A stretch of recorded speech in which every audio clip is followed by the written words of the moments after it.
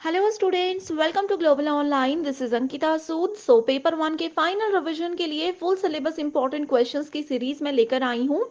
ये सवाल as it is upcoming exam में पूछे जा सकते हैं, इसीलिए हर एक क्वेश्चन के आंसर के साथ मैं आपको इंपॉर्टेंट एक्सप्लेनेशन दूंगी, ताकि स्टूडेंट्स अगर अभी भी आपके कॉन्सेप्ट्स क्लियर नहीं है तो वो आसानी से क्लियर होते रहें। स्टूडेंट्स एग्जामिनेशन में बहुत कम टाइम रह गया है और ऐसे में पेपर वन प्रिपरेशन के लिए 20 डेज क्रैश कोर्स लेकर आई हूँ जिसमें डेली लाइव लेक्चर्स के साथ 20 डेज में आपका पूरा सिलेबस कवर करवाया जाएगा।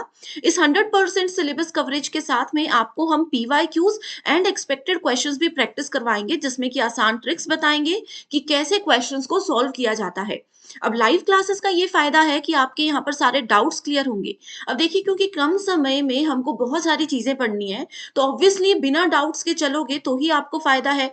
तो सारे डाउट्स यहाँ पर डिफरेंट डिफरेंट एग्जांपल्स के साथ आपके क्लियर किए जाएंगे एंड प्रिपरेशन स्ट्रेटेजी भी आपको बताई जाएगी कि कैसे इजीली एग्जामिनेशन में स्कोर किया जा सकता है।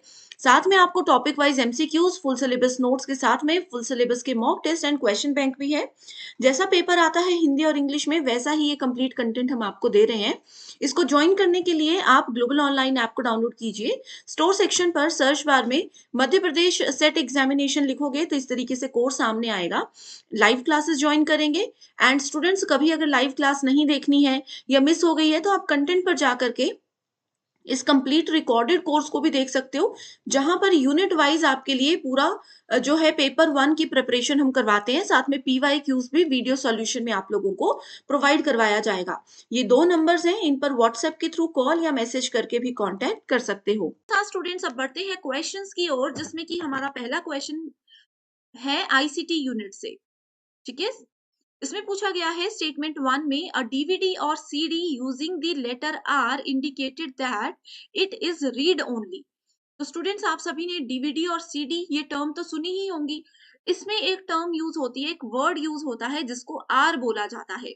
इसमें बोला गया है कि आर का मतलब होता है रीड ओनली, यानी कि इसमें से सिर्फ हम रीड कर सकते हैं, जो कुछ भी चीजें हैं उसको देख सकते हैं, लेकिन उसमें नया कुछ ऐड नहीं कर सकते। सेकेंड स्टेटमेंट बोलती है web browsers are used to allow a user to gain access to the internet, यानी कि वेब ब्राउजर्स की मदद से एक यूजर को हम अलाउ करते हैं कि वो इंटरनेट को यूज कर सके। अब देखो स्टूडेंट्स, ये दोनों ही स्टेटमेंट्स बिल्कुल गलत हैं। क्यों? क्योंकि डीवीडी और सीडी में जो आर वर्ड होता है ना, उसका मतलब रीड ओनली नहीं होता। उसका मतलब होता है री राइटेबल या फिर रिकॉर्डेबल। ठीक है, जिस भी डीवीडी और सीडी में रीराइटेबल या फिर रिकॉर्डेबल या फिर सिंपली आर लिखा होगा, उसका मतलब ये होता है कि इसमें जो गाने हैं, मान लीजिए एक सीडी में या एक डीवीडी में कुछ सॉन्ग्स में लेकर के आई हूँ, अगर उसमें आर लिखा है तो हम उन सॉन्ग्स को डिलीट करके न्यू सॉन्ग्स भी ऐड कर सकते हैं। ओके, तो आर का मतलब रीड ओनली नहीं होता, इस केस में होता है रीराइटेबल और रिकॉर्डेबल। एंड स्टेटमेंट टू में जो बोला है वेब ब्राउजर, सबसे पहले स्टूडेंट्स आपको पता होना चाहिए कि वेब ब्राउजर्स क्या होते हैं। देखो, वेब ब्राउजर्स का एक बेस्ट एग्जांपल मैं आपको बताती हूँ, वो है गूगल क्रोम। ठीक है, आपने गूगल क्रोम का नाम सुना होगा, मोजिला फायरफॉक्स का नाम सुना होगा। ठीक है, उसके बाद आप लोगों ने इंटरनेट एक्सप्लोरर सुना होगा। इस तरह से आप लोगों ने बहुत सारे नाम सुने होंगे। ये सारे क्या है, अगर हम लोगों को इंटरनेट पे कुछ भी सर्च करना है, गूगल पे जाके कुछ भी सर्च करना है, तो हम लोग गूगल क्रोम में जा करके वहां पे सर्च करते हैं। तो ये है वेब ब्राउजर, जो कि इंटरनेट पे कुछ भी चीजें हैं उसको सर्च करने में हमें मदद करता है। लेकिन इस स्टेटमेंट में बोला गया है कि इसकी मदद से हमें इंटरनेट मिलता है, तो इसलिए ये दोनों ही स्टेटमेंट्स गलत हैं। सो इस अकॉर्डिंग देखेंगे तो राइट आंसर है ऑप्शन नंबर 2।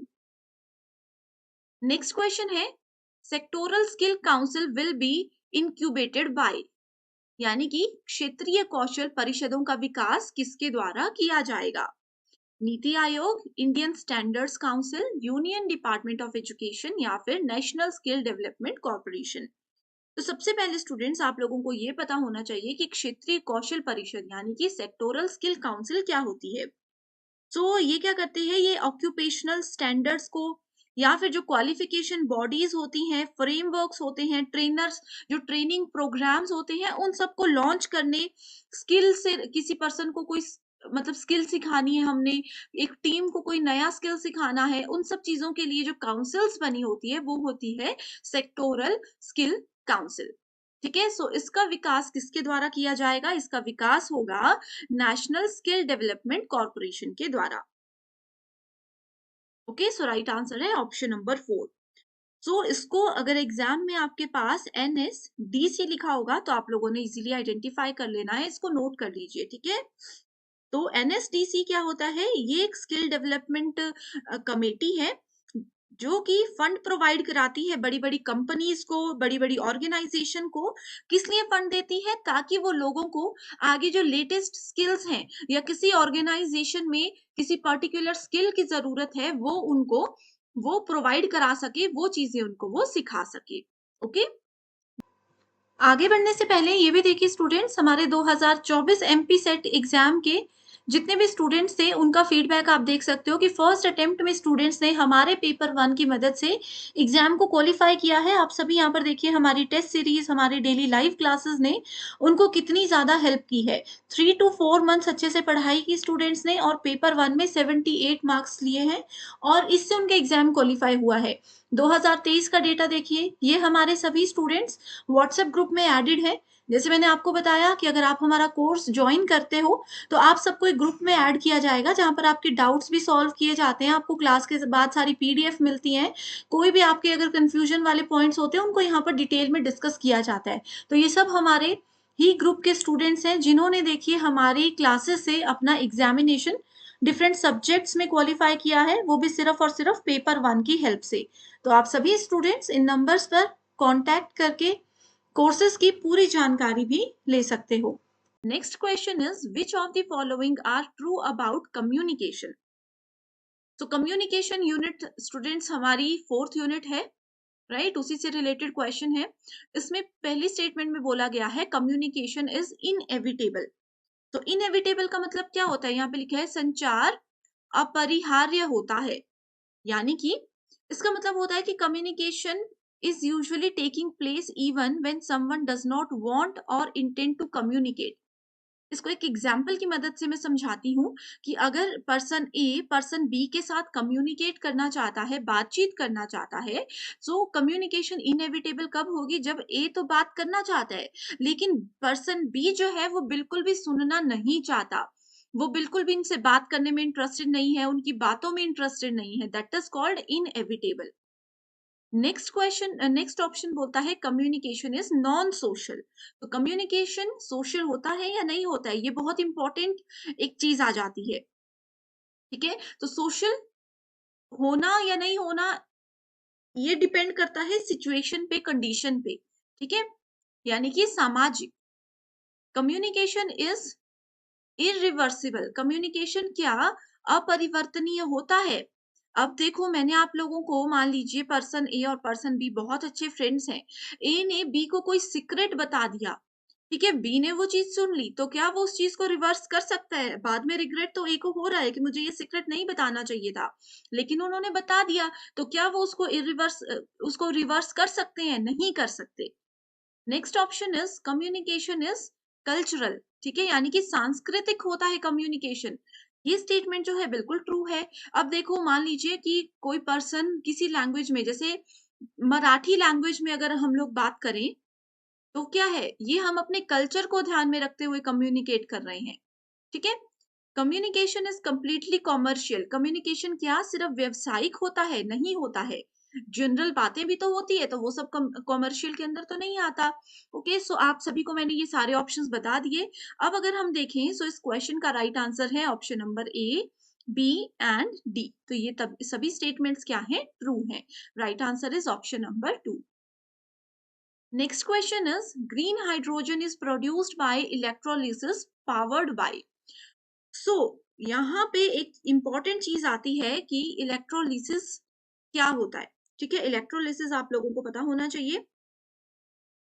अब देखो स्टूडेंट्स, इलेक्ट्रोलिसिस को अचीव करने के लिए हम लोगों को इलेक्ट्रिसिटी की जरूरत होती है।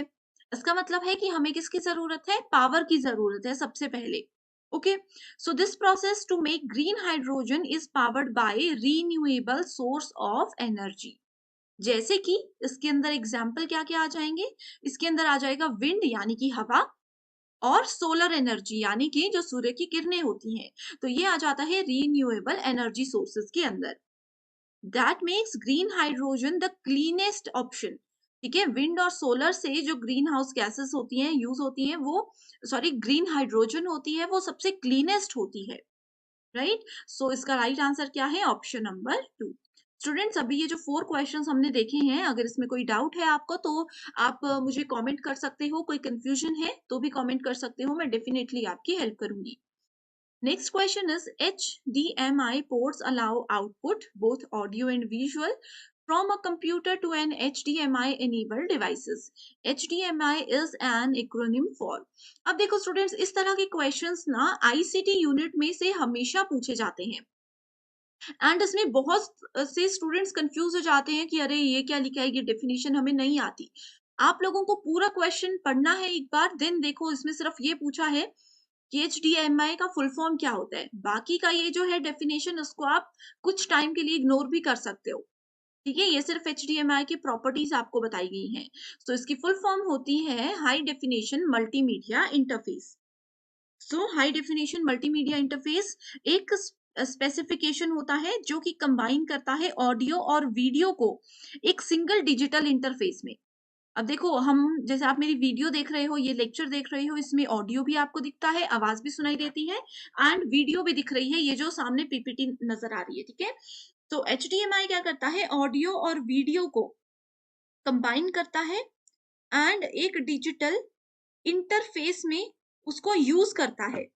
ठीक है, जिसको कि वो डीवीडी के फॉर्मेट में भी यूज कर सकते हैं, डीटीवी के फॉर्मेट में भी यूज कर सकते हैं। डीवीडी मैंने आपको बता दिया पहले क्वेश्चन में क्या होता है, एंड डीटीवी होता है डिजिटल टेलीविजन। ठीक है, सो डिजिटल टेलीविजन प्लेयर्स जो होते हैं, वहां पे भी इन चीजों को यूज किया जाता है। Next question is given below are 2 statements, जिसमें कि स्टेटमेंट 1 बोलती है, if a deductive argument is valid. ठीक है, अगर डिडक्टिव आर्ग्यूमेंट वैलिड है and its premises are true, we say that argument is sound. Statement 2 बोलती है, if an inductive argument is strong and its premises are true, we say it is cogent. Okay, so सबसे पहले inductive और deductive arguments क्या होते हैं ये आप जान लीजिए। सो इंडक्टिव रीजनिंग या इंडक्टिव आर्ग्यूमेंट क्या होता है। देखो स्टूडेंट्स, ये मैंने एक सेपरेट वीडियो लेक्चर सीरीज जो बनाई है उसमें भी आपको डिटेल में बताया था, बट फिर भी अगर आप नए हो तो मैं फिर बताती हूँ कि इंडक्टिव जो भी चीज नीचे से ऊपर की ओर जाती है वो इंडक्टिव होती है, एंड डिडक्टिव, डिडक्ट करने का मतलब ये होता है कम करना। अब किसी चीज को कम कब किया जाता है, जब ऊपर लेवल से नीचे लेवल की ओर आती है। तो ये है इंडक्टिव डिडक्टिव, जो कि आपको पता होना चाहिए। ठीक है, तो इसमें बोला गया है कि डिडक्टिव आर्ग्यूमेंट को वैलिड माना जाता है, इसको वैलिड माना जाता है जब इसके प्रीमाइसेस यानी कि ऊपर वाली स्टेटमेंट्स ट्रू है, तो क्या होगा, ये स्टेटमेंट भी इसमें सेटिस्फाई करेगी। तो ऐसा ही है, ऊपर से नीचे की ओर जाते हैं, अगर प्रीमाइसेस ट्रू है तो उसका कंक्लूजन भी ट्रू होगा। तो फर्स्ट स्टेटमेंट जो है वो बिल्कुल करेक्ट है। सेकेंड स्टेटमेंट में बोला है, if an inductive argument is strong and its premises are true, we say it is cogent. ठीक है, सो इसमें अगर प्रीमाइसेस ट्रू है एंड यहां से हम फॉलो करते हुए पहुंचे हैं, तो ये भी बिल्कुल ट्रू है। सो इस अकॉर्डिंग अगर देखें, so option number 1 here is the right answer, क्योंकि इधर स्टेटमेंट 1 एंड स्टेटमेंट 2 बिल्कुल ट्रू है। नेक्स्ट क्वेश्चन है रिसर्च मेथोडोलॉजी पर based, which of the following are excluded in scientific research। so scientific research में किस किस को शामिल नहीं किया गया है। पहला है empiricism, removal of errors, subjectivity, unethical practices, non predictive inferences। Scientific research जानना पहले जरूरी है आपके लिए। सो साइंटिफिक रिसर्च में डिलीजेंट इंक्वायरी होती है, इसमें क्या होता है, एक सिस्टेमैटिक ऑब्जर्वेशन होती है। अब देखो स्टूडेंट, साइंटिफिक रिसर्च में, अब आपको इसका एक एग्जांपल बताती हूँ। जैसे कि बहुत सारे साइंटिस्ट होते हैं, वो क्या करते हैं, एक सिस्टम के साथ काम करते हैं।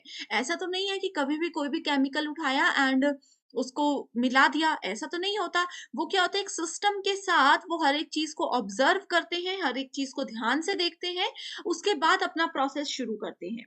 ठीक है, so most scientific research projects में एक्सपेरिमेंट इन्वॉल्व किए जाते हैं। तो किस किस चीज को इसमें इंक्लूड नहीं किया गया, ये आपको बताते हैं। सो इसका राइट आंसर है सी, डी एंड ई ओनली। ठीक है, इस क्वेश्चन में समझाने का कुछ नहीं है। अगर आप लोगों को साइंटिफिक रिसर्च का मतलब पता है तो आप बहुत इजीली क्या कर सकते हो, यहाँ पे क्वेश्चंस को सॉल्व कर सकते हो।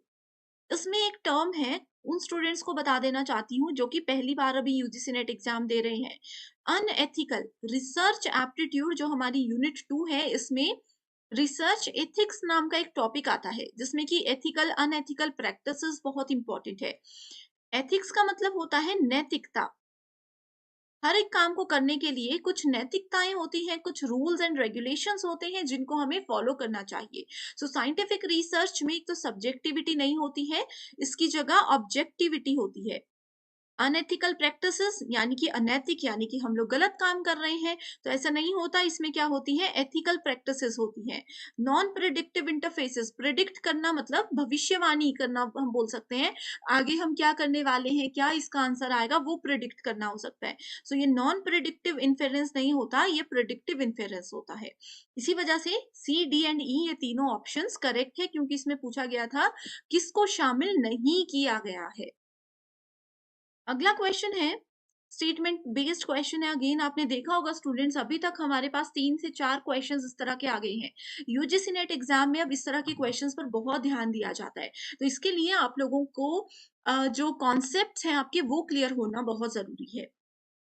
तो इसमें पूछा गया है, verbal form is an integral part of the inference according to classical Indian school of logic, यानी कि शास्त्रीय भारतीय स्कूल ऑफ लॉजिक के अनुसार मौखिक रूप अनुमान का एक अभिन्न अंग है। वर्बल फॉर्म होता है बोलकर। अब जैसे मैं आप लोगों को बोलकर कोई बात बता रही हूँ, पर्सन ए पर्सन बी से बोलकर बात करता है, पर्सन सी पर्सन डी से इशारों में बात करता है। ठीक है, तो इसमें बोला गया है कि बोलकर बातचीत करना जो होता है, ये classical Indian school of logic के हिसाब से एक इन्फेरेंस होता है, इन्फेरेंस का पार्ट होता है।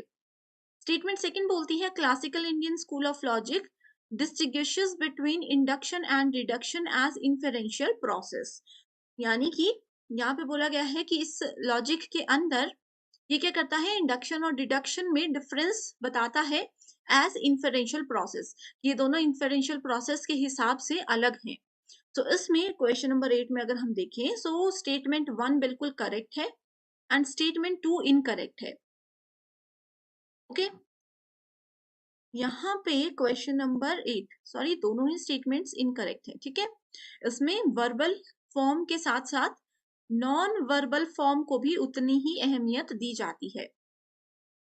अगला क्वेश्चन मैच द फॉलोइंग से है। ये हमारा unit number 9 people development and environment से पूछा गया है।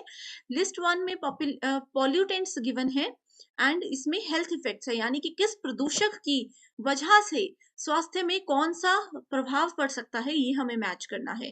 Carbon monoxide, nitrogen dioxide, volatile organic compounds and next है ओजोन। एलर्जिक, कार्केनोलॉजी, कार्किनोजेनिक। ठीक है, नेक्स्ट है जो सांस से रिलेटेड बीमारी होती है। नेक्स्ट है ब्लर बेबी सिंड्रोम, यानी कि जो धुंधला दिखने लगता है लोगों को। ओके, सो अगर हम लोग यहाँ पे कार्बन मोनोऑक्साइड को देखें ध्यान से, सो इसकी वजह से क्या होता है, सांस लेने में दिक्कत होती है लोगों को। नाइट्रोजन डाइऑक्साइड की बात करें, सो इससे आंखों में परेशानी होती है। वॉलेटाइल ऑर्गेनिक कंपाउंड्स की अगर हम बात करें, सो यहाँ पे क्या होता है, कॉसिंजेंसन होता है। एंड ओजोन की अगर हम बात करें, सो इससे एलर्जेनिक होती है। ये इसका हेल्थ इफेक्ट है। ठीक है, next question is the national portal for trainers and assessors, an initiative by National Skill Development Corporation is called. प्रशिक्षकों और मूल्यांकनकर्ताओं के लिए राष्ट्रीय पोर्टल राष्ट्रीय कौशल विकास निगम की एक पहल है, जिसको कि किसने बनाया था इसको तक्षशिला, इसको क्या नाम रखा गया है? Takshashila. So Takshila National Portal for Trainers and Assessors is an initiative by NSDC यानी कि नेशनल स्किल डेवलपमेंट कॉर्पोरेशन। किसके अंडर आता है? ये आता है आपका SIM के अंडर। SIM मतलब स्किल इंडिया मिशन। आप लोगों ने जरूर इसका नाम सुना होगा। ठीक है, सो ये national skill development corporation Takshashila जो है ये नेशनल इंडिया मिशन के अंदर आता है। And the portal is a dedicated platform toward management of trainers and assessors life cycle. So जितने भी ट्रेनर्स होते हैं, प्रशिक्षक होते हैं या फिर मूल्यांकन करता होते हैं, उन लोगों का जो लाइफ साइकिल है, काम करने का तरीका है, जो भी चीजें हैं उस चीजों को ये मैनेज करने के लिए बनाया गया है।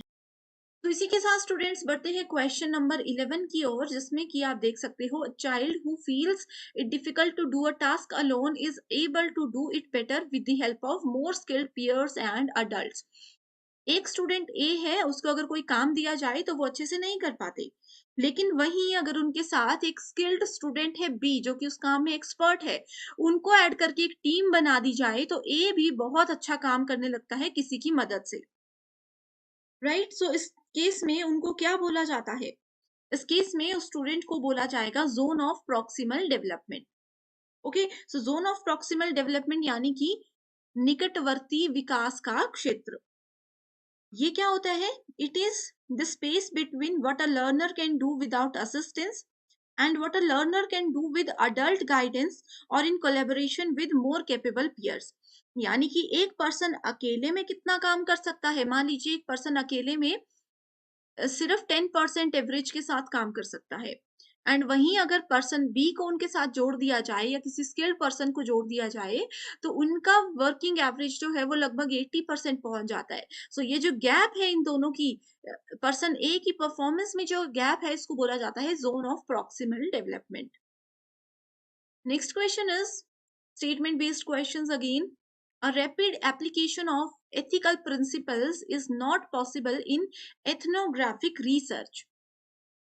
सो एथिकल प्रिंसिपल्स जो होते हैं यानी कि नैतिक सिद्धांत जो होते हैं, उनका रैपिड एप्लीकेशन यानी कि उनका उपयोग करना पॉसिबल नहीं होता है एथनोग्राफिक रिसर्च में। सो एथनोग्राफिक रिसर्च क्या होता है? ये हमारे पास एक क्वालिटेटिव रिसर्च का ही टाइप होता है, जिसमें कि हम डेटा को कलेक्ट करते हैं किसकी मदद से? सोशल और बिहेवियरल साइंस की मदद से। ओके, सेकेंड स्टेटमेंट बोलती है the principle of informal consent is theoretical as pre information is likely to affect research findings. तो इन्फॉर्म्ड कॉन्सेंट जो होते हैं, ठीक है, प्रिंसिपल जो होते हैं इन्फॉर्म्ड कॉन्सेंट के, वो थ्योरेटिकल होते हैं as pre information is likely to affect the research findings. ठीक है, सो क्वेश्चन नंबर 12 में अगर हम लोग देखें, सो दोनों ही स्टेटमेंट्स जो हैं बिल्कुल करेक्ट हैं। So right answer here is option number 1। Next question is an email message has been sent from A to B। देखो अब क्या हुआ, ईमेल मैसेज ए ने किसको भेजा? बी को भेजा। ठीक है, देन सी को भी भेजा, डी को भी भेजा, ई को भी भेजा एंड एफ को भी भेजा with the fields as shown below. A ने इन 5 लोगों को सेम मेल किया, लेकिन डायरेक्टली उन्होंने बी को किया, सी और डी को उन्होंने सीसी में ऐड कर दिया, ई और एफ को उन्होंने बीसीसी में ऐड कर दिया। सीसी का मतलब होता है कार्बन कॉपी। अब स्टूडेंट्स आप लोगों ने कार्बन कॉपी सुनी होगी, सिंपल कार्बन आप लोगों ने बचपन में जरूर देखा होगा। उसमें क्या होता है, एक ब्लैंक पेपर के ऊपर अगर हम उस कार्बन शीट को रखते हैं, उसके ऊपर और एक और शीट को रखते हैं एंड उसमें लिखते हैं कुछ भी, एंड उसमें कुछ भी अगर हम लोग लिखते हैं तो वो सारा कार्बन के नीचे वाले यानी कि इस पेपर पे एज इट इज लिखा जाएगा, है ना। सो ये होता है कार्बन कॉपी एंड बीसीसी होता है ब्लाइंड कार्बन कॉपी। ब्लाइंड का मतलब क्या होता है? अंधा। यानी कि हमने बीसीसी में जिस भी कैंडिडेट को ऐड किया होता है ईमेल करते समय, उसका नाम किसी को भी नहीं दिखता। वो ब्लाइंड होते हैं, उनको किसी का नहीं दिखता और किसी को भी उनका नाम नहीं दिखता सिवाय उस पर्सन के जिसने मेल भेजा हो। तो इसमें पूछा है कौन सी स्टेटमेंट ट्रू है।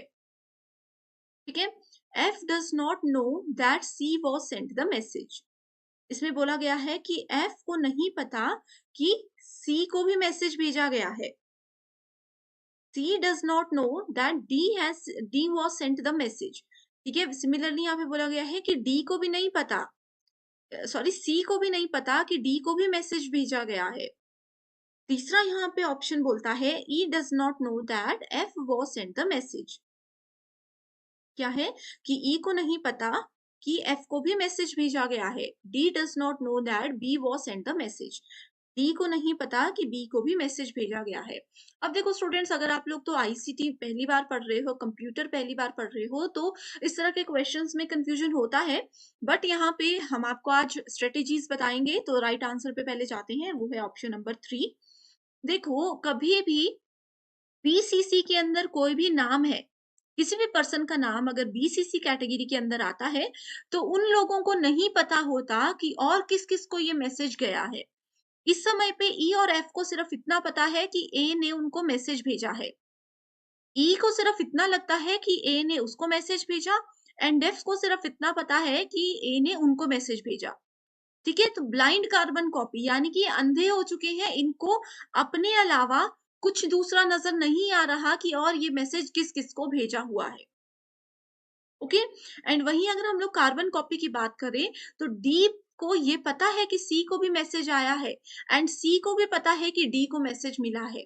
क्योंकि ये सिर्फ कार्बन कॉपी है, ये ब्लाइंड नहीं है, इनको दिख रहा है। ओके, सो आई होप इस तरह से आप लोगों का ये कॉन्सेप्ट बिल्कुल क्लियर हो गया है। एंड स्टूडेंट्स, अगर आपको अभी भी इस टॉपिक पे डाउट है, ठीक है, ईमेल से रिलेटेड जो है इस पे डाउट है, तो मुझे कमेंट कीजिए। मेरे पास एक सेपरेट प्लेलिस्ट का लिंक है, वो मैं आप लोगों को दे दूंगी, जिसमें जरूर आपके सारे कॉन्सेप्ट्स क्लियर हो जाएंगे। इसी के साथ students, when a communicated message is based on reference to another, it is called. तो कम्युनिकेटेड मैसेज को अगर किसी के रेफरेंस से भेजा जाता है, तो उसको बोला जाता है मेटा मैसेज। सो मेटा मैसेज, मेटा का मतलब क्या होता है? जैसे कभी भी अगर इस टॉपिक की नहीं, मैं जनरल बात कर रही हूँ, मेटा का मतलब होता है डेटा अबाउट डेटा। ठीक है, अब जैसे मान लीजिए मेरे पास एक बुक है, इसका बेस्ट एग्जांपल मैं आपको बताती हूँ। मेरे पास एक बुक है, बुक में ये है चैप्टर नंबर 1, ये है चैप्टर नंबर 2, ये है चैप्टर नंबर 3, इस तरह से मल्टीपल चैप्टर्स हैं। एंड सबसे पहले बुक में क्या होता है? सबसे पहले बुक में होता है हमारे पास इंडेक्स। तो एक्चुअल डेटा क्या है? एक्चुअल डेटा ये चैप्टर्स है, और इंडेक्स क्या है? इंडेक्स हमारे पास इसका एक रेफरेंस है, यानी कि ये क्या है? ये डेटा है about this data. Index is what? Index is data और इंफॉर्मेशन अबाउट दिस डेटा और this chapter, all these chapters. Okay, so कहीं पे भी कम्युनिकेट किया जाता है किसी के रेफरेंस की मदद से, सो उसको मेटा मैसेज बोलते हैं। Next question is given below are two statements. An increase in CO2 is expected to enhance global plant growth. Okay, and next बोलते हैं deforestation can increase the biosphere's capacity. तो यहाँ पे डायरेक्टली आंसर पे जाते हैं, ये है option number 3, that is statement 1 is correct and statement 2 is incorrect. यहाँ पे एक्चुअल में होगा स्टेटमेंट 1 इज इनकरेक्ट, नो, ये होगा यहाँ पे statement 1 is correct and statement 2 is incorrect. Okay, यानी कि स्टेटमेंट को इनकरेक्ट क्यों बोला गया है? कि डिफोरेस्टेशन यानी कि जो जंगल काटे जाते हैं, उसकी वजह से बायोस्फीयर की कैपेसिटी को बढ़ाया जाता है, यानी कि जीव मंडल की क्षमता को बढ़ाया जाता है। तो ये स्टेटमेंट बिल्कुल गलत है। नेक्स्ट क्वेश्चन है, what are the limitations of employing online focus groups? तो ऑनलाइन फोकस ग्रुप्स की limitations: easy access to conference sites can be used, email interviews with people in different time zones will be extremely participatory। ठीक है, उसके बाद आ जाता है dropouts में अफेक्ट द डेटा क्वालिटी, ये ऑप्शन बिल्कुल करेक्ट है। उसके बाद आता है the approach is confined to the people who are willing to participate, correct option. And last है external influences on participants can be found, so right answer. So correct answer यहाँ पे आ गया C, D and E only. Next question again teaching aptitude पर based है। ये वाला question जो था प्रीवियस, ये भी टीचिंग एप्टीट्यूड था। रिमेम्बरिंग फैक्टर्स ऑफ मेमोरी, और मीनिंग, ठीक है। Remembering, retention, recall, recognition. Remember यानी कि किसी चीज को याद रखना, रिटेंशन यानी कि प्रतिधारणा करना कि कितना हम रिटेंशन कर पाते हैं किसी चीज का, रिकॉल मतलब कोई चीज हमने पढ़ी हुई है या उसके बारे में हमें पता थोड़ा बहुत है, वापस उस चीज को हम याद करते हैं। जैसे कि मान लीजिए ये क्वेश्चन अभी आप लोग पढ़ रहे हो, एग्जाम में एज इट इज आ जाएगा, तो आप उसको याद करने की कोशिश करोगे, रिकॉल करने की कोशिश करोगे। रिकॉग्निशन मतलब मान्यता। ओके, सो क्वेश्चन नंबर 17 में अगर हम देखें, रिमेम्बरिंग का मतलब होता है the factor responsible for modification of behaviour through training and learning. Retention का मतलब होता है the factor responsible for preserving the material learn. Recall का मतलब है mental revival of experiences which have been learned. And recognition का मतलब होता है manifestation of our general retaining power. Okay, तो नेक्स्ट क्वेश्चन है which of the following are the ancient treaties on the science of medicine. So ancient treaties यानी कि इनमें से कौन सा चिकित्सा विज्ञान पर प्राचीन ग्रंथ है? चरक संहिता, तुलवा सूत्रा, सुश्रुत सुश्रुत संहिता या फिर योगा सूत्र। तो देखो स्टूडेंट्स, ये क्वेश्चन ऐसा है, इसमें दो ही करेक्ट ऑप्शन है, ठीक है, दो ही करेक्ट ऑप्शन है। तो सबसे पहले तो इसको भी हम हटा देंगे, इसको भी हटा देंगे। तो बी और डी या फिर ए और सी, उसके लिए आप लोगों को सबसे पहले ये पता होना चाहिए कि चरक संहिता होती क्या है। Charaka Samhita is a Sanskrit text on Ayurveda, ठीक है। आयुर्वेदा में इसका ये एक संस्कृत टेक्स्ट है। And along with Sushruta Samhita, it is one of the two foundational text of this field that have survived from ancient India, and it is one of the three works that constituted the Tyagis. Okay, so यहाँ पे अगर हम देखें, जैसे आपने ये statement अगर ध्यान से सुनी होगी, तो इसमें ये दोनों स्टेटमेंट्स आती है, ये दोनों एक दूसरे से जुड़ी हुई है, ये दोनों क्या है, फाउंडेशनल टेक्स्ट होते हैं। सो राइट आंसर है A and C. Next question we have is in online mode of teaching teacher aided reading material, जैसे कि वर्ड डॉक्यूमेंट, ये जो आप मेरे सामने, आप सभी के सामने ये जो दिख रहा है आपको लिखा हुआ, ये क्या है, पीपीटी है, ई कंटेंट है, ठीक है, ऑन ई प्लेटफॉर्म। जैसे कि अभी मैं पढ़ा रही हूँ ऑनलाइन टीचिंग में, मैंने क्या किया, वर्ड डॉक्यूमेंट, पीपीटी और ये सब चीजें ऐड कर दी। Which option the students would choose, तो इसके लिए स्टूडेंट्स क्या चूज करेंगे, वो करेंगे लर्निंग मैनेजमेंट सिस्टम। एंड आज का हमारा लास्ट क्वेश्चन है, three numbers are in the ratio.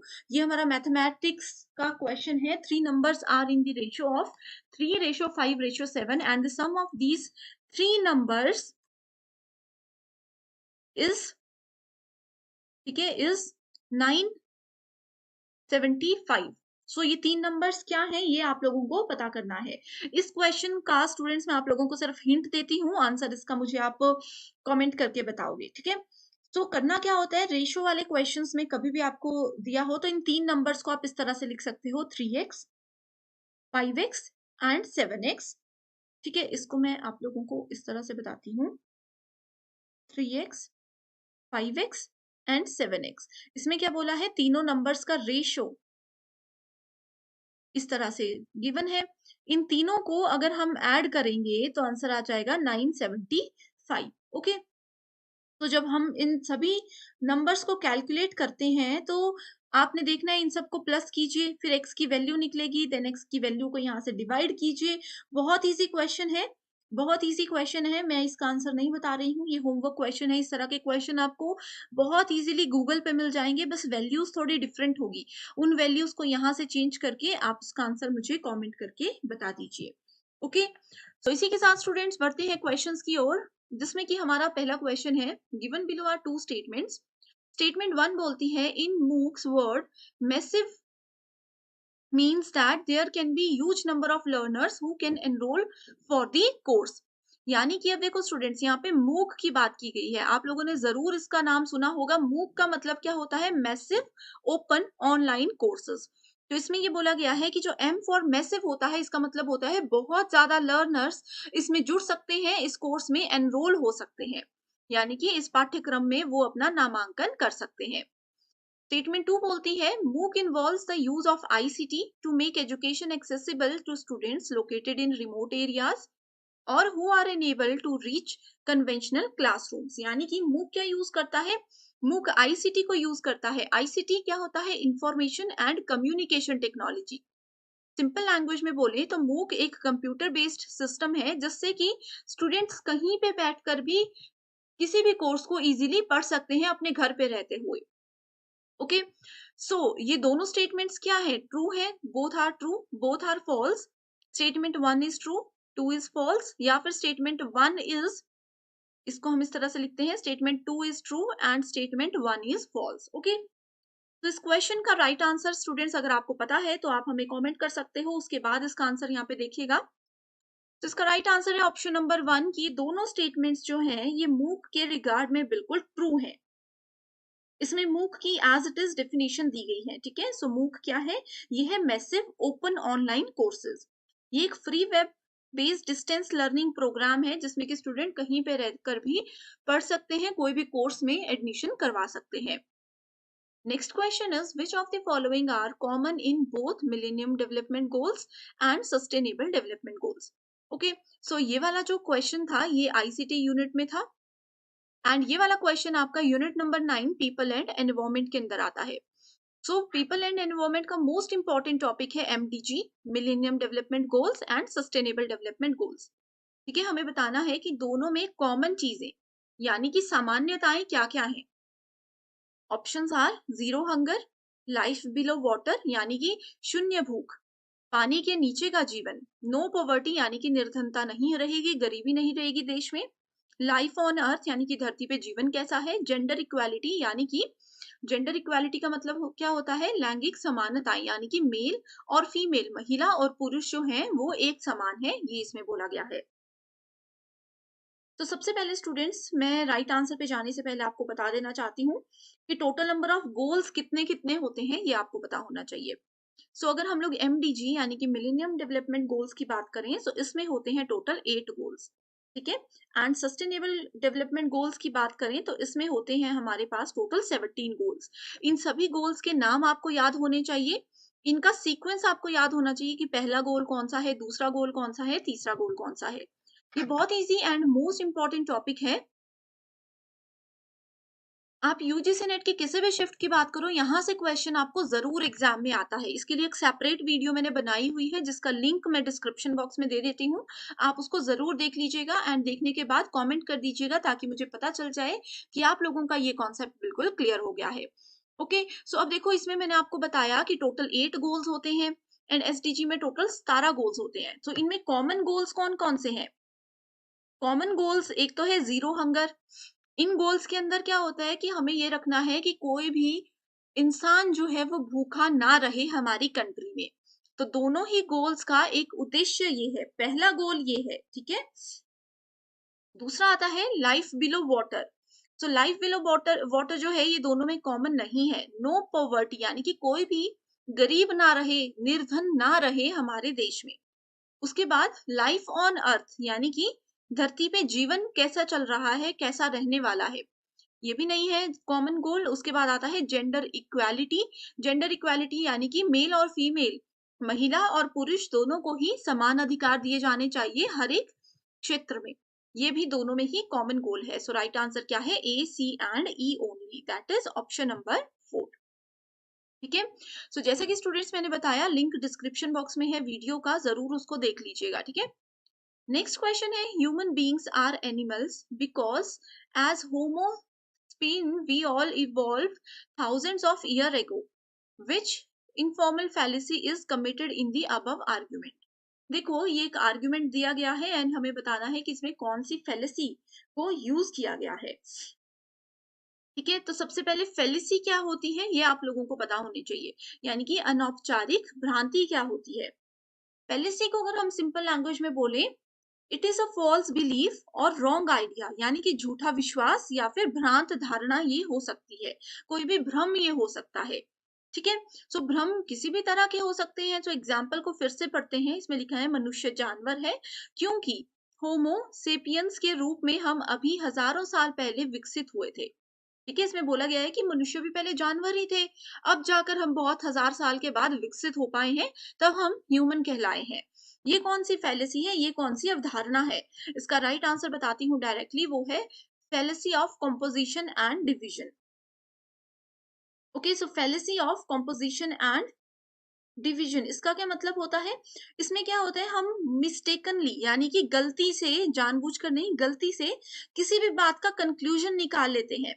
अब मान लीजिए इसमें देखो, इस स्टेटमेंट में क्या हुआ, इस स्टेटमेंट में ये बोला गया कि ह्यूमन बीइंग्स आर एनिमल्स, इंसान पहले जानवर थे, ये आप लोगों ने जरूर सुना होगा, वानर रूप में हम हुआ करते थे, है ना? तो यहाँ पे वही चीज बोली गई है कि अगर पूरी स्टेटमेंट में 0.1% भी सच है, थोड़ा सा भी सच है, तो उस पूरी स्टेटमेंट को हम सच मान लेंगे। ये होता है fallacy of composition and division. इसकी मैं एक डेफिनेशन बताती हूँ पहले इंग्लिश में, फिर आपको सिंपल लैंग्वेज में एक्सप्लेन करूंगी। तो ये है, the fallacy of composition mistakenly conclude that what is true for all the parts of something is also true of its whole। यानी कि 10 बातें हैं, ठीक है, मान लीजिए कि एक इंसान ने, ह्यूमन एनिमल था, उस पे 10 बातें बोली, 10 में से सिर्फ 1 या 2 बातें सही है, बाकी 8 से 9 बातें गलत हैं।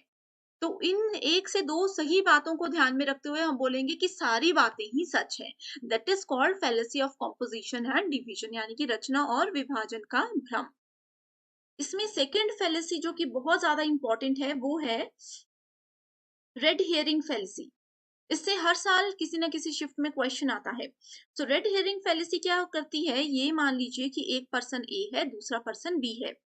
पर्सन ए पर्सन बी से बात कर रहा है, लेकिन पर्सन बी ने क्या किया, बात करते करते, कई बार होता है ना, हम टॉपिक से भटक जाते हैं, टॉपिक ही बदल देते हैं, या फिर वो सुनने में इंटरेस्टेड नहीं होता, वो होता है रेड हियरिंग फैलेसी। या फिर इसका एक एग्जाम्पल ये भी हो सकता है कि ए ने बी को कोई बात बताई, बी ने उस बात को थोड़ा सा चेंज करके सी को बता दिया, सी ने उस बात को थोड़ा सा चेंज करके डी को बता दिया। अब अगर हम देखें, सो ए ने कुछ और बोला था, ए ने x is equals to Y बोला था, और डी तक पहुंचते पहुंचते बात कुछ की कुछ हो गई। ये होता है रेड हियरिंग, यानी कि हमने सुना कुछ और, बोला कुछ और, समझा कुछ और, आगे बात किसी दूसरे पर्सन को कुछ और ही बता दी। Okay, next question is, classroom communication is often referred to as which type of communication? So कक्षा में जो भी संचार होता है वो किस रूप का होता है? इनडायरेक्ट, नॉन कॉन्टिग्यूअस, कॉन्टिग्यूअस या फिर एमोरफस? सो राइट आंसर है कॉन्टिग्यूअस। सो कॉन्टिग्यूअस क्या होता है, ये आपको पता होना चाहिए। अगर हम लोग एक्चुअल में किसी के साथ कांटेक्ट में है, डायरेक्ट कांटेक्ट की यहाँ पे मैं बात कर रही हूँ, ठीक है? तो अगर किसी के साथ हम डायरेक्ट कांटेक्ट में हैं, किसी पर्सन के साथ हम लोग बाउंड्री शेयर कर रहे हैं, ठीक है, या फिर किसी पर्सन के साथ हम लोग फिजिकली टच हो रहे हैं। अब जैसे क्लासरूम में है, 2 स्टूडेंट्स बैठे हुए हैं, ए एंड बी, एक ही बेंच पे बैठे हैं, वो डायरेक्ट कांटेक्ट भी कर रहे हैं, एक साथ एक ही जगह पे भी बैठे हैं, वो बाउंड्री शेयर हो गया, फिजिकल टच भी हो रहा है, बिल्कुल एक साथ हैं, क्योंकि ये इस तरह का जो कम्युनिकेशन होता है उसको कॉन्टिग्यूअस कम्युनिकेशन बोला जाता है। ठीक है, जो लोग आपस में कनेक्टेड होते हैं, एक दूसरे के साथ होते हैं, नेबर होते हैं, पड़ोसी होते हैं, वो सब आते हैं इस कैटेगरी के अंदर। ओके, नेक्स्ट है इनडायरेक्ट कम्युनिकेशन। इसमें क्या होता है, when the speaker does not explicitly state what their intentions or feelings are। अब पर्सन ए ने पर्सन बी को कोई बात बता दी, बट उसको एग्जैक्टली नहीं बताया कि वो इस समय पे क्या फील कर रहे हैं, उन्होंने उनको एक हिंट दे दिया, उनको एक आइडिया दे दिया। अब बी समझ भी सकता है, नहीं भी समझ सकता, कोई भी कंडीशन हो सकती है, तो ये होती है इनडायरेक्ट कम्युनिकेशन। नेक्स्ट क्वेश्चन है अगेन आईसीटी यूनिट पर बेस्ड, जिसमें पूछा गया है which of the following are micro blogging platforms. So micro blogging क्या होता है, ये मैं आपको पहले बताती हूँ। सो माइक्रो ब्लॉगिंग, माइक्रो का मतलब होता है शॉर्ट, ब्लॉगिंग सिंपल ब्लॉग, ठीक है? तो माइक्रो ब्लॉगिंग एक शॉर्ट ब्लॉग पोस्ट होती है जो कि डिजाइन की गई है किसके लिए, for quick and direct audience interaction. Okay, so it is use for quick and direct audience interaction, यानी कि ऑडियंस के साथ, मान लीजिए ये ए नाम का एक माइक्रो ब्लॉग है। यहाँ पे 1000 ऑडियंस है, 1000 लोगों की ऑडियंस है। डायरेक्टली कैसे लोग इसके साथ क्विकली इसके साथ इंटरेक्ट कर सकते हैं, बातचीत कर सकते हैं, किसी भी तरह के डेटा को शेयर कर सकते हैं। डेटा कोई भी हो सकता है, ऑडियो भी हो सकता है, वीडियो भी हो सकता है, या फिर कोई फाइल भी हो सकती है। ठीक है, सो कौन सी वो चीजें हैं? Pinterest, eBay, Tumblr, Instagram, Twitter. बहुत इजी क्वेश्चन है, इनमें से काफी के आप लोगों ने नाम सुने होंगे। ओके, सो इंस्टाग्राम में क्या होता है? डायरेक्ट कम्युनिकेट होता है, इसीलिए मैं इसका एग्जांपल सबसे पहले ले रही हूँ। ऑप्शन नंबर डी जहां पे है वो करेक्ट होंगे, तो इसको हम एलिमिनेट कर देंगे क्योंकि यहाँ पे ऑप्शन डी नहीं है। अब स्टूडेंट्स, आई होप आप लोगों ने ट्विटर का नाम भी सुना होगा, सो ऑप्शन डी एंड ई। ठीक है, देन उसके बाद आ जाता है हमारे पास ऑप्शन नंबर ए, पिंटरेस्ट। इसमें भी डायरेक्ट हम कम्युनिकेट कर सकते हैं, एंड उसके साथ ही आ जाता है टम्बलर। ठीक है, यहाँ पे हिंदी में थोड़ा इसका नाम गलत हो चुका है, एक्चुअल में ये टम्बलर ही है। ओके, तो करेक्ट आंसर क्या आ गया? ए, सी, डी एंड ई ओनली। तो ये सारे माइक्रो ब्लॉगिंग प्लेटफॉर्म्स है। अब अगर हम लोग ईबे की बात करें, ईबे क्या है? ये कोई माइक्रो ब्लॉगिंग प्लेटफॉर्म नहीं है, तो ये क्या है? एक ऑक्शन है, auction and trading company. Auction आप लोगों को पता होगा, जो बोली लगाई जाती है किसी चीज की।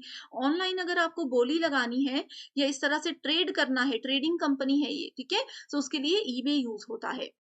Next question is, which one of the following developmental areas or of individual differences will be affected if a child does not want to play with other children as he or she feels shy? So correct answer है option number C, social development। तो अगर देखो कौन सा developmental area है जिसमें कि individual differences को इफेक्ट यहाँ पे किया जाता है। अगर एक चाइल्ड जो है, एक बच्चा बाकी के बच्चों के साथ खेलना पसंद भी नहीं करता, एंड वो थोड़ा शर्माता है, वहां पे शाय फील करता है, तो वो उस बच्चे की सोशल डेवलपमेंट यानी कि सामाजिक विकास में थोड़ी कमी रह गई है, इसीलिए वो लोगों के साथ बाहर जल्दी से घुल मिल नहीं पाता। तो हमारा अगला क्वेश्चन है मैच द फॉलोइंग से, जो कि आईसीटी बेस्ड क्वेश्चन है। इस क्वेश्चन पे स्टूडेंट्स मैं डायरेक्टली आंसर पे जाती हूँ, क्योंकि अगर आप लोगों ने आईसीटी में ये कन्वर्जन नहीं पढ़े हैं तो आप लोगों के लिए ये क्वेश्चन काफी डिफिकल्ट हो जाएगा। फिर भी मैं आपको थोड़ा सा एक्सप्लेन कर देती हूँ कि हेक्साडेसिमल वैल्यूज जो होती हैं वो कंप्यूटर बेस्ड लैंग्वेजेस होती हैं। इसमें पूछा गया है, what hexadecimal value is obtained when the two hexadecimal digits C and D are added together. अब देखो, मैं थोड़ा सा आपको समझाने की कोशिश करती हूँ। वो ये है कि सी का हेक्साडेसिमल वैल्यू, सी की हेक्साडेसिमल वैल्यू होती है 12, डी की वैल्यू होती है 13। सिमिलरली बी की होती है 11, ए की होती है 10। उससे पहले 0 से लेकर के 9 तक जो है वो नंबर्स ही चलते हैं। हेक्साडेसिमल में 9 के बाद हमारे पास कोई वैल्यू नहीं होती, इसलिए 10 को हम ए बोलते हैं, 11 को हम बी बोलते हैं, 12 को सी बोलते हैं और 13 को डी बोलते हैं। तो इसमें पूछा गया है, अगर हेक्साडेसिमल वैल्यू ए, सी और डी को हम ऐड कर देते हैं तो क्या नंबर बनेगा? तो सी और डी को जब हम इन दोनों वैल्यूज को ऐड करेंगे तो पहले तो बन जाएगा 25, लेकिन ऑप्शन में कहीं पे भी नहीं है, तो ये 25 है नॉर्मल नंबर। अब 25 क्या होता है? 16 प्लस 9 होता है। फिर से हमें इसको कन्वर्ट करना होता है, तो 16 की वैल्यू होती है 10 एंड 9 की वैल्यू होती है 9। ठीक है, ठीक है। सो उसके बाद हम 10 और 9 को जब ऐड करते हैं तो आंसर आता है 19। सो इस अकॉर्डिंग अगर हम लोग देखें तो इसका आंसर डायरेक्टली आता है 19। तो ये थोड़ा सा कॉम्प्लिकेटेड क्वेश्चन है। अगर आप लोगों को आईसीटी बिल्कुल भी नहीं आता, इस तरह का टॉपिक अगर पहले पढ़ा है तो बहुत अच्छी बात है। नहीं स्टूडेंट्स, मेरा ये सजेशन रहेगा कि आप इस तरह के डेसिमल कन्वर्जन वाले क्वेश्चंस को स्किप कर सकते हो, क्योंकि हर शिफ्ट में इससे क्वेश्चन नहीं पूछा जाता। Next question is, which of the following are examples of secondary air pollutants? तो सेकेंडरी एयर पॉल्यूटेंट्स क्या होते हैं ये आपको सबसे पहले मैं बता देती हूँ, फिर हम ऑप्शंस की ओर मूव करेंगे। यहाँ पे देखो स्टूडेंट, सेकेंडरी पॉल्यूटेंट्स जो हैं वो प्राइमरी पॉल्यूटेंट्स की वजह से बनते हैं। अब प्राइमरी पॉल्यूटेंट क्या होते हैं? ये वो पॉल्यूटेंट होते हैं जो कि एयर में यानी कि हवा में डायरेक्टली एंटर हो जाते हैं। ठीक है, एंड सेकेंडरी पॉल्यूटेंट इनकी मदद से क्रिएट किए जाते हैं। अब सेकेंडरी पॉल्यूटेंट में एक एग्जाम्पल आता है सबसे पहले हमारे पास ओजोन, जिसको किसके द्वारा फॉर्म किया जाता है? HC के द्वारा। HC मतलब हाइड्रोकार्बन, एंड NOx के द्वारा यानी कि नाइट्रोजन ऑक्साइड के द्वारा इसको नाइट्रोजन ऑक्साइड और कार्बन हाइड्रोकार्बन्स को मिला करके ये अगर सनलाइट में रखा जाए तो ओजोन बनता है। तो ये क्या है, सेकेंडरी पॉल्यूटेंट है, क्योंकि इसमें प्राइमरी भी इंक्लूडेड है। तो ये तो ज्यादा डिटेल की बात थी कि एग्जैक्टली सेकेंडरी एयर पॉल्यूटेंट्स क्या होते हैं। अब इसके एग्जांपल्स आपको पता होनी चाहिए। तो ए, सी एंड डी, आप देख सकते हो ए, सी एंड डी ये सारे सेकेंडरी पॉल्यूटेंट्स हैं। ओके, इसके अलावा जैसे कि नाइट्रोजन ऑक्साइड, यहाँ पे नाइट्रोजन ऑक्साइड है, लेकिन नाइट्रोजन डाइऑक्साइड्स की हम बात करते हैं, ठीक है, अगर इसको सनलाइट में हम ऐड करेंगे। इसके अलावा इसमें और भी ज्यादा ये होते हैं, जैसे कि सल्फर डाइऑक्साइड, यहाँ पे आपने सल्फेट देखा, सल्फर डाइऑक्साइड होता है। नाइट्रोजन ऑक्साइड्स होते हैं जब वो पानी के साथ रिएक्ट करते हैं। ओके, नेक्स्ट क्वेश्चन है मैथमेटिक्स का। Find out the wrong number in the series given below. 6, 18, 90, 630, 6930, 83160। तो स्टूडेंट्स, मैथमेटिक्स, डेटा इंटरप्रिटेशन, इन टॉपिक से रिलेटेड कोई भी प्रीवियस ईयर क्वेश्चन अगर है 2022 की शिफ्ट्स का, वो सुबह 10 बजे जो हमारा लाइव लेक्चर होता है उसमें हम पूरे पूरे कवर करते हैं। सो यहाँ पे मैं डायरेक्टली आपको मैथ्स के आंसर बताती हूँ, क्योंकि ये चीजें हम ऑलरेडी डिस्कस कर चुके हैं। ओके, सो इसका आंसर है 83160। रीजन बता देती हूँ कि बाकी के सारे नंबर्स जो हैं ये सारे के सारे नंबर्स प्राइम नंबर्स हैं, ठीक है, लेकिन ये प्राइम नंबर नहीं है, इसलिए ये सीरीज में थोड़ा अलग नंबर है। अगला क्वेश्चन है स्टेटमेंट बेस्ड, जिसमें कि स्टेटमेंट 1 बोलती है communicative language is used by people to get sympathy, ignore fellow travellers, placate और embrace enemies and comfort friends, यानी कि लोगों द्वारा सहानुभूति प्राप्त करने, साथी यात्रियों की उपेक्षा करने, शत्रुओं को शांत करने या शर्मिंदा करने और दोस्तों को आराम देने के लिए संवादात्मक भाषा का उपयोग किया जाता है। स्टेटमेंट 2 बोलती है as a tool of communication language suffers from emotional loadings, polar words and fictitious concepts, ठीक है। सो यहाँ पे डायरेक्ट देखते हैं हम, स्टेटमेंट 1 एंड स्टेटमेंट 2 दोनों ही ट्रू स्टेटमेंट्स है। डायरेक्टली ये कम्यूटेटिव लैंग्वेज की डेफिनेशंस दी गई है, तो इसमें समझाने का भी कुछ नहीं है। नेक्स्ट क्वेश्चन है which of the following steps of inference as per classical Indian school of logic involve application of the universal concomitance to the particular present case. तो पहला है यहाँ पे सुकरात नश्वर है, क्योंकि वो एक आदमी है, जो भी मनुष्य है वो नश्वर है, जैसे कि पाइथागोरस, ठीक है। सुकरात, सोक्रेट्स जिसको हम बोलते हैं, एक ऐसा व्यक्ति है जो कि निरपवाद रूप से नश्वर है, एंड इसीलिए सुकरात नश्वर है। सो यहाँ पे हमारे पास 5 स्टेटमेंट्स दी हैं, हमें बताना है कि कौन से स्टेटमेंट्स यहाँ पे, कौन से ऑप्शंस यहाँ पे बिल्कुल करेक्ट हैं। सो यहाँ पे देखो ऑप्शन नंबर डी, इसमें लिखा है देयरफॉर सोक्रेट्स इज मोर्टल, ये सिर्फ ट्रू है। इस चीजों को हमने कैसे रखना है, फर्स्ट स्टेटमेंट अगर देखें, ठीक है, तो इसमें क्या बोला गया है, देखो फर्स्ट स्टेटमेंट सुकरात नश्वर है, यानी कि सुकरात जो है वो मॉर्टल है, because he is a man, क्योंकि ये क्या है, ये मैन भी है। whoever is a man is a mortal, जैसे कि जो भी मैन है वो मोर्टल है, तो ये स्टेटमेंट भी ट्रू होगी, ठीक है। Socrates is a man who is invariably a mortal, तो ये क्या है, इनवेरिएबली एक मोर्टल भी है, यानी कि निरपवाद रूप से नश्वर है, देयरफॉर सोक्रेट इज मोर्टल। सो सारी की सारी स्टेटमेंट्स को अगर हम देखें तो कंक्लूजन हमारे पास यही आता है, दैट्स व्हाई ये स्टेटमेंट ट्रू है। Next question is which of the following propositions are logically equivalent to no women are dishonest human beings। तो सबसे पहले लॉजिकल इक्विवेलेंस क्या होता है, ये एक टाइप होता है रिलेशनशिप का, जो कि दो स्टेटमेंट्स के बीच होता है। मेरे पास स्टेटमेंट ए है, स्टेटमेंट बी है, इन दोनों स्टेटमेंट्स के बीच में कुछ ना कुछ रिलेशनशिप होगा, ठीक है, दोनों स्टेटमेंट्स के बीच में कुछ ना कुछ रिलेशनशिप होगा, जिसको कि लॉजिकल इक्विवेलेंस बोला जाता है। ये बूलियन अलजेब्रा के अंदर आती है चीजें, ओके, बहुत इंपॉर्टेंट टॉपिक है। इसमें स्टूडेंट्स आप लोगों को पता होनी चाहिए कुछ चीजें, जो कि है AEIO, इस पे भी एक सेपरेट डिटेल्ड वीडियो ऑलरेडी है, लिंक डिस्क्रिप्शन बॉक्स में मैंने ऐड कर दिया है, आप लोग देख लीजिए, ठीक है। ए का मतलब होता है ऑल, जैसे इस स्टेटमेंट के आगे ए लिखा है, ऑल लिखा है, तो वो ए हो जाएगा। ठीक है। उसी तरह से ई का मतलब होता है नो, जैसे स्टेटमेंट के आगे नो है तो ये ई स्टेटमेंट है। आई का मतलब क्या होता है सम, एंड ओ का मतलब होता है सम नॉट। तो ये चीजें सबसे पहले स्टूडेंट्स आप लोगों को पता होनी चाहिए, ठीक है। यहाँ पे no women are dishonest human being, तो नो यानी कि ये किसकी स्टेटमेंट है, ई की स्टेटमेंट है।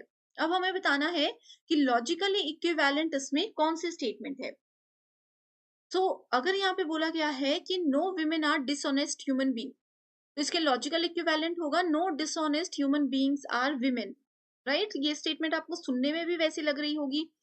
एंड सेकंड स्टेटमेंट जो है इसके साथ ट्रू वो होगी all women are non dishonest human being. So right answer क्या है, ऑप्शन नंबर ए।